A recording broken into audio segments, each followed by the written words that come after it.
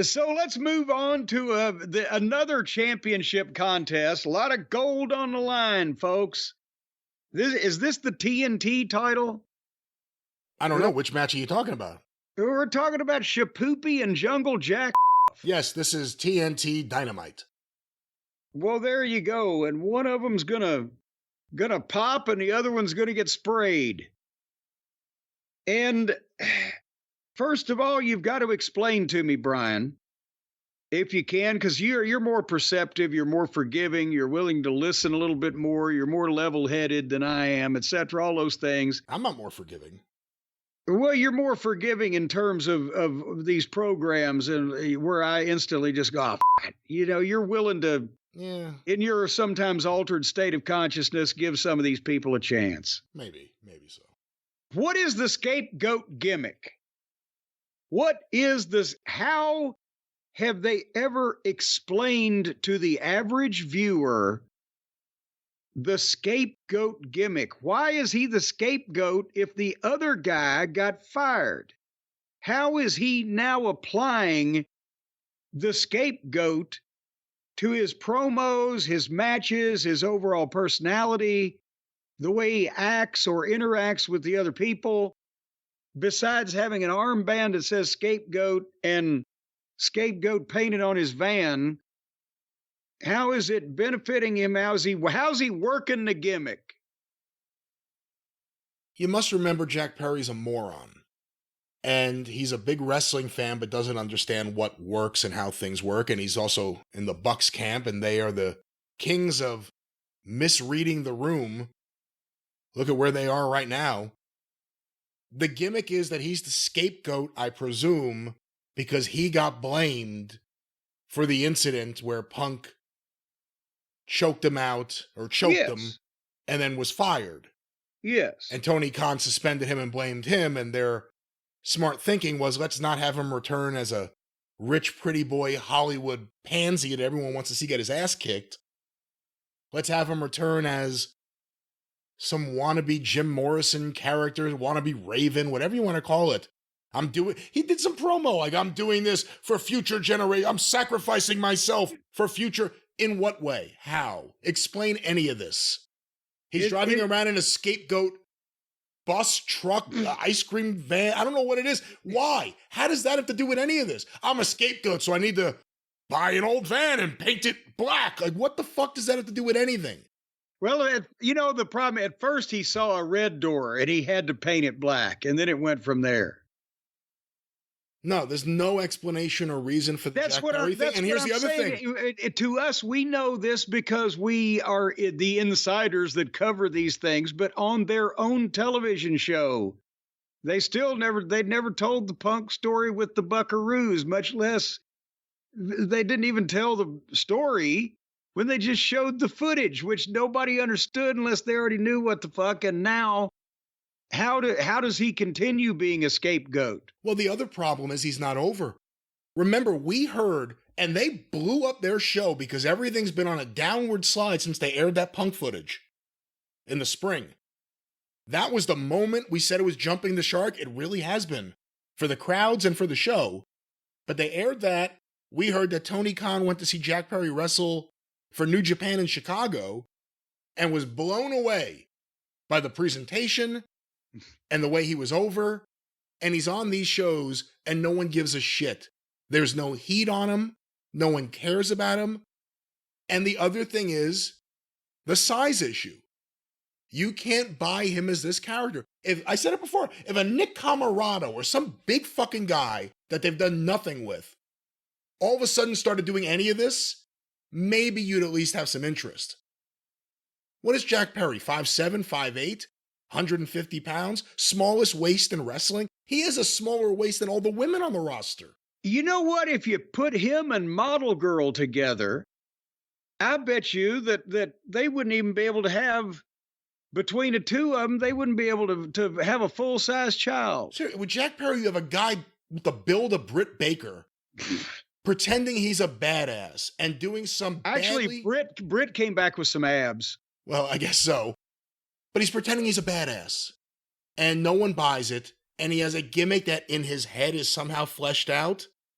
He's less over today than he was ever before in AEW. And this is going nowhere. This is a road to nowhere with Jack Perry. Well, speaking, his first stop was at Shipoopi's Diner on the road to nowhere. And again, the Shibata looks like a hell of an athlete. And that's why some of this was ridiculous also, because this guy, you would think he looks like, if this was a kung fu movie, he might be the top henchman. He could kick some ass, but he's not the star. He's not he's not involved in the upper echelon of the gangsters or the heel faction or whatever. But he could kick the shit out of Jack Perry, right? Pretty quickly and easily. But the problem is that Shibata is as exciting as watching cabbage boil. It's just, he's another guy with, 40 years ago, it used to be, the guys in the locker room would say, he's another guy with black boots and black tights. Well, then Steve Austin kind of diminished that statement somewhat. But they're just, with the phone translator thing that's so silly. And I just don't understand why that they think that Shibata to an American audience is going to be, this exciting fellow, especially when they have matches like this, where the guy the baby face just sits.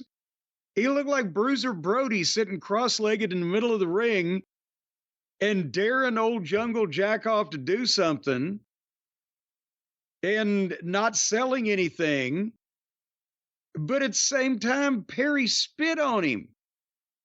And he still sat there and just looked at him and no-sold it like he no-sold the kicks. Psychologically, the babyface doesn't no-sell getting spit on. Have I missed something here, Brian? And did a memo go out? Well, remember, Shibata had his brain removed, so I guess he's a little different than the normal human being. At least Dave was there to cover it from a expert medical standpoint. He licked it. Oh my God. Anyway, Shipoopi got the sleeper on Jungle Boy and jumped on his back, and they fell backwards, and Perry was on top, and the referee counted Shipoopi down, and the crowd booed the shit out of it. And I'm not talking about, oh golly, that got a lot of heat. I'm talking about, what the fuck? What kind of bullshit finish is that? Did you hear that? You don't often hear that kind of booing from one of these audiences. This is not the only time it happens on this show. It happens also in the Young Bucks private party match. And then, of course, we could talk about later on the Jon Moxley-Bryan Danielson match. But no, people don't want Jack Perry in this role. And they're willing to accept Shibata in exchange for that. No, they didn't want this. They didn't want any of this. And it was not a good match in any way.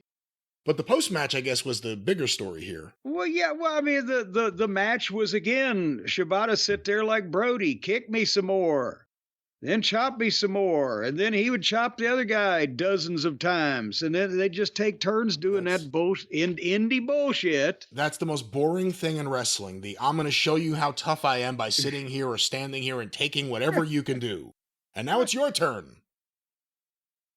And it was once unique. It was once unique, but now everyone does it every match. Even if you're in a fight, you're going to win. Do you want to let the guy have 4 or 5 good shots first just to make him feel good about himself? Or what is the fucking, I don't understand. Yeah, why doesn't anyone kick the person in the balls? But again, then, well, they do, but that doesn't beat anybody anymore. That just leads to beating somebody. You need balls. But, well, they're there. It's just awful hard to hit a target that small. So basically, Perry pinned our friend Shipoopi. And again, another heel beats the babyface, just beat him. He he got a sleeper and boom, I'll show you, I'll fall backwards. And suddenly Perry gets back on Shibata to get heat on him. I'm like, why? He just won. I don't understand. And then he hits him with the title belt. And then suddenly here comes Danny Garcia. Holy Christ on a cracker. You know, and the announcers are like, oh, thank God he's here to save the day. And he has a face-off with Perry, and they do nothing. And Garcia's got the blank look, and Perry rolls out. And then suddenly MJF's music plays. And MJF comes out to the ring. And I made a note, this is like Stone Cold Steve Austin making an entrance to face off with the hot dog vendor. So they've devalued MJF's appearances by miring him in with the children and the amateurs and the various sub main event status talent. So now MJF and Garcia have a face off. At least, all right, this is the two guys back in the same place where they had the mayhem on pay-per-view a while back. And suddenly, for shits and giggles, I guess, Perry rolls back in the ring and just knocks Garcia out from behind with the fucking belt. And then he takes off. At least maybe we finally got rid of him. So then MJF takes his jacket off and he starts getting heat on Garcia. Garcia turtling up so it looks like shit. You can't hit anything. What's the matter with these fucking greenhorns? But nevertheless, MJF either was beating the shit out of him or he got the microphone and cut a promo. He'd cut a little promo, which got a bigger reaction than most of the rest of the show. And then he'd beat on him a little bit and said he found the diamond ring in a pawn shop in Buffalo. It took him a little while, but he pulled it out. How many do you think Tony got like a deal on having a half a dozen of those made, or should he look into it? Tony loves buying belts. Do you think he loves buying rings? Well, I would think that rings and things count for like belts and welts and buttons and bows. So then he brought the ring out and he's going to make Danny Garcia kiss his ring. I didn't know MJF was Catholic. Anyway, here came, by cracky, Adam Cole music. What? Holy shit, it's just a night of surprises. And here comes Adam Cole running to the ring. I'm not sure. I know he's had an ankle injury, but did he used to run like he was running? Or I don't know, but at least he motivated out there without crutches and everything. And MJF bailed out of the ring and took off into the crowd. But if we think back to, wasn't it Christmas time or New Year's time that Adam Cole was the devil and had been tormenting MJF and was revealed to be the devil that had been doing that? And then MJF said he was going to get even, but now the people like the devil and MJF is the heel, so MJF is running from the guy what tormented him 9 months ago. Yeah. Adam Cole was the devil. He had an entire stable of heels who hated MJF and wanted to get him. And they ran off the babyface MJF. Has no association with them whatsoever ever again. And then the last time we saw Adam Cole, he was on the card again as a heel doing a promo, and then MJF showed up as a babyface and beat him up. That was MJF's return at one point. And we said, oh, at least they're going to just stop that and end that right now. And I guess Adam Cole is finally healed. So they're returning to this thing, but now Adam Cole, the devil, is the babyface, and the good guy is the person the devil turned on. Or the bad guy is the person the devil turned on. Is there some kind of pie chart or diagram where they stick the pins in the wall and take colored strings and... Well, Tony has all the charts. I would ask him. Well, anyway, so, and by the way, next to Adam Cole, Garcia looks like Lex Luger. It's all stages, folks. It's levels. It's levels of this stuff. And see, already you can tell fatigue was setting in, Brian. I was starting to get tired. I was starting to, actually, I wasn't getting tired. I was getting burnt. I'm starting to have brain fatigue. I'm starting to have the stress. The stress is creeping in on me. I can't focus. I need to be able to concentrate. And already I know this is going to be a long, hard slog. And that's why I turned to our friends at CB Distillery, because I don't want to take, you see all of these over-the-counter things advertised out to yin yang.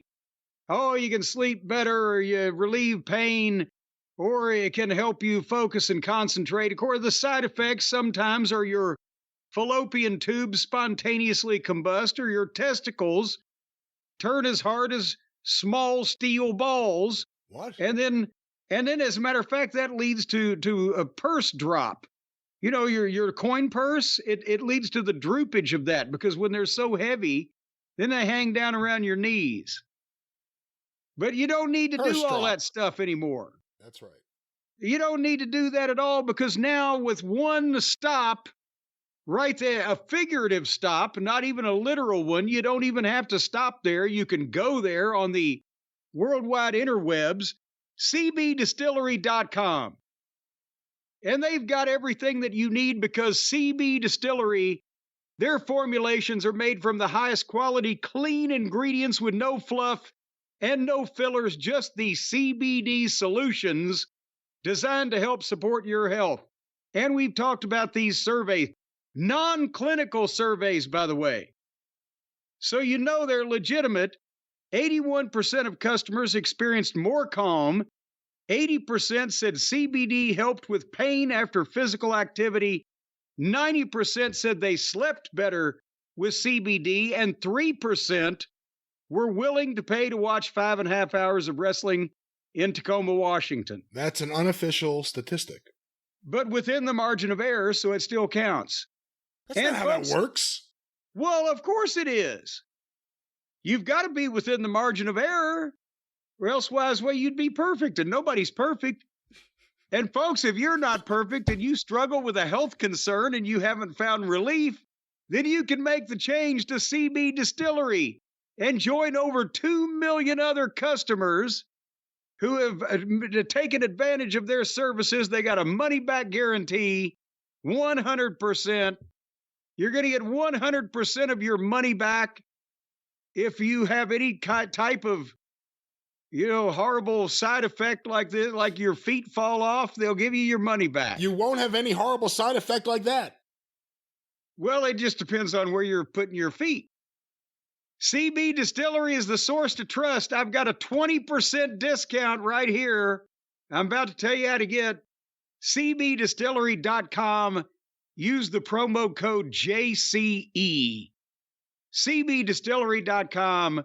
JCE is the code, 20% off.